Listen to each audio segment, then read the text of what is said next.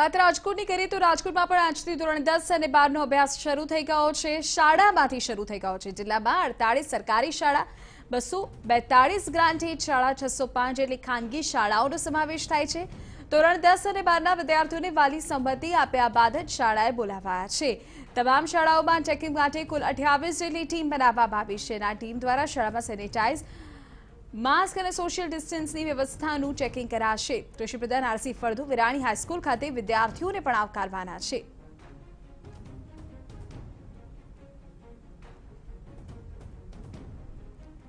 ત્યારે રાજકોટથી વધુ જાણકારી અમારા સંવાદદાતા મોહિત ભટ્ટ આપી રહ્યા છે। મોહિત, રાજકોટમાં પણ ધોરણ 10 અને 12ની શાળાઓની શરૂઆત થઈ ગઈ છે। આજથી શાળા સંચાલકોએ કયા પ્રકારની તૈયારીઓ કરી છે? વિદ્યાર્થીઓ આટલા સમય બાદ શાળાએ પહોંચી રહ્યા છે તો તેઓ શું કહી રહ્યા છે?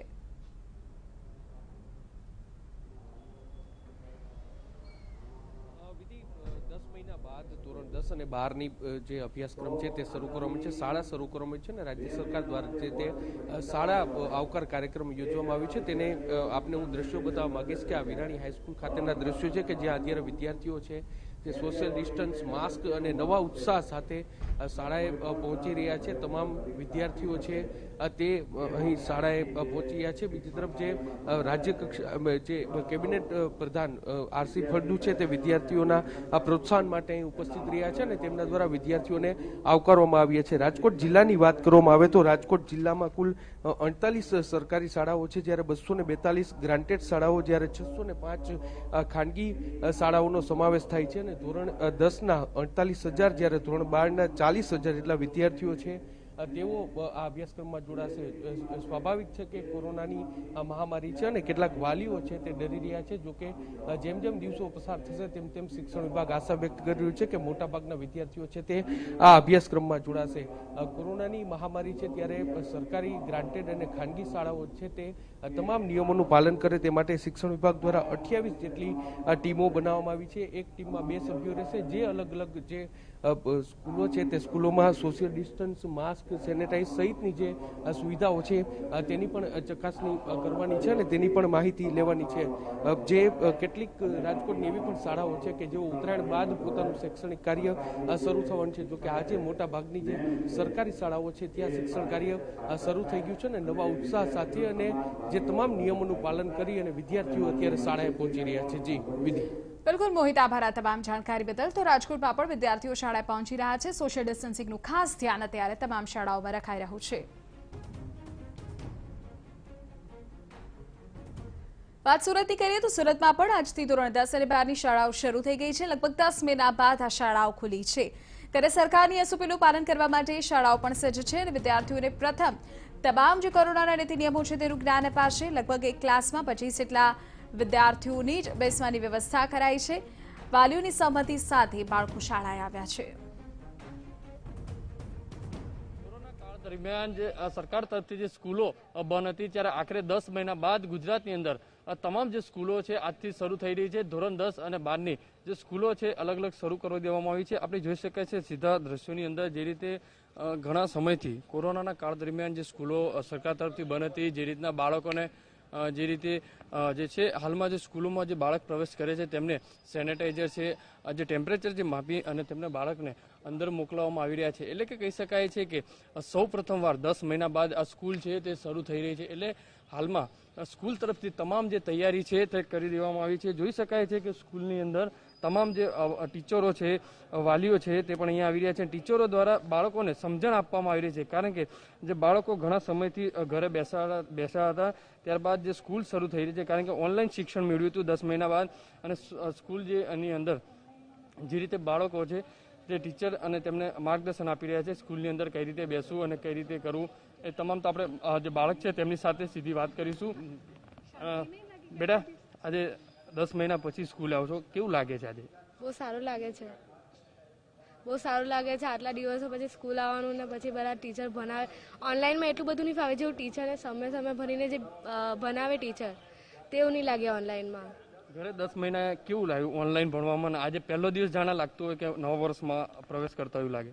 હા, બહુ સારું લાગે એમ સ્કૂલમાં તો બહુ દિવસ પછી પહેલી વાર આવ્યા. બાકી પહેલાં તો એવું થતું હતું કે સ્કૂલે કાં જવાનું સવારે ઉઠીને, હવે તો એવું થાય છે હવે પહેલાં સ્કૂલે જ છીએ. જે રીતે જે કહી શકાય વિદ્યાર્થીઓ જે ખુશ જોવા મળે છે. આપણી સાથે સંચાલક છે, સ્કૂલની કઈ રીતની તૈયારી છે, કારણ કે મેડમ સ્કૂલમાં કઈ રીતની તૈયારી કરી છે, આજે બાળકો જે છે તે આવી રહ્યા છે? જી, અમે પણ બહુ ઉત્સાહિત છે, કારણ કે બાળકો વગર તો આંગણું આખું સૂનું સૂનું લાગતું હતું. અને જેમ વિદ્યાર્થીઓ વિચારે છે એમ અમને પણ બાળકો વગરની શાળા નથી જ ગમતી હોતી. આજે અમે પૂરતા પ્રિકોશન્સ લીધા છે કે બાળકો આવે ત્યારે એ લોકો સોશિયલ ડિસ્ટન્સ સાથે અંદર જાય, એ લોકોનું ટેમ્પરેચર ચેકિંગ, સેનિટાઇઝિંગ અને વર્ગખંડોની વ્યવસ્થા પણ સુસજ્જ કરવામાં આવી છે. જે રીતે દ્રશ્યોની અંદર જોઈ શકાય છે કે આ જે વિદ્યાર્થીઓ છે તે આવી રહ્યા છે, તેમના જે સેનિટાઈઝર છે તે કરવાની જે કામગીરી અહીંયા કરવામાં આવતી હોય છે.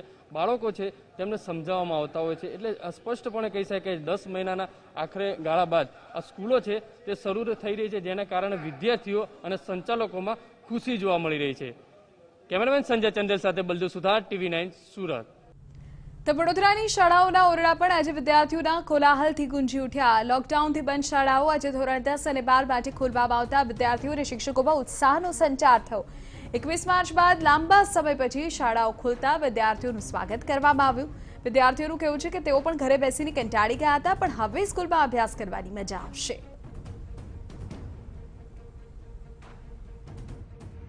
કિલ્લોલ કરતા બાર ફૂલોના જે બગીચાઓ હતા તે 21 માર્ચથી મુરઝાઈ ગયા હતા, તે આજથી ફરી એકવાર ખીલી ઉઠશે. કોવિડને કારણે સરકાર દ્વારા લોકડાઉન જાહેર કરવામાં આવ્યું અને તે સાથે જ શાળાઓ બંધ થઈ ગઈ, પરંતુ ફરી એકવાર આજથી શાળાઓ ખુલી રહી છે. વડોદરા શહેરમાં પણ ધોરણ 10 તથા ધોરણ 12ના જે વિદ્યાર્થીઓ છે તેઓ આજથી શાળાઓમાં આવી ચૂક્યા છે. અને અત્યારે આપ જોઈ રહ્યા છો શ્રેયસ હાઈસ્કૂલ ખાતે વિદ્યાર્થીઓની કતાર છે અને કોવિડની ગાઈડલાઈન મુજબ આ તમામ લોકોને પ્રવેશ આપવામાં આવશે. સીધા જે બાળકો છે તેઓની સાથે જ વાત કરીશું. અત્યાર સુધી ઘરે બેસીને અભ્યાસ કર્યો 10 મહિના સુધી, હવે ફરી એક વખત સ્કૂલ આવવાનો મોકો મળ્યો તમને? બહુ સારું છે કે આટલા દિવસથી ઘરે હતા, સ્કૂલમાં આવીએ છીએ તો એટમોસ્ફિયર ભણવાનું લાગે અને સરસ સારી રીતે વ્યવસ્થિત ભણાય તો થોડુંક સારું લાગશે. આપ શું માનો? પ્રેક્ટિકલ સ્ટાર્ટ થઈ જાય એટલે સારું ને, એક્ઝામમાં પણ ઇઝી પડે. સ્કૂલમાં ભણવાનું, સ્કૂલમાં ભણાવે તો સારું લાગે. ઘરમાં અભ્યાસ કરવો સારો કે સ્કૂલમાં? સ્કૂલમાં. આપ શું માનો, સ્કૂલમાં અભ્યાસ સારો કે ઘરે? અભ્યાસ સારો. સ્કૂલમાં આવીને મજા આવી જાય છે, બધા ભાઈબંધ જોડે મજા આવી જાય છે ભણવાની પણ, અને સર મેમ ના આવે તો ડાઉટ પૂછવાની પણ મજા આવી જાય છે. ધીંગા મસ્તી ઘરે નહોતી થતી હશે?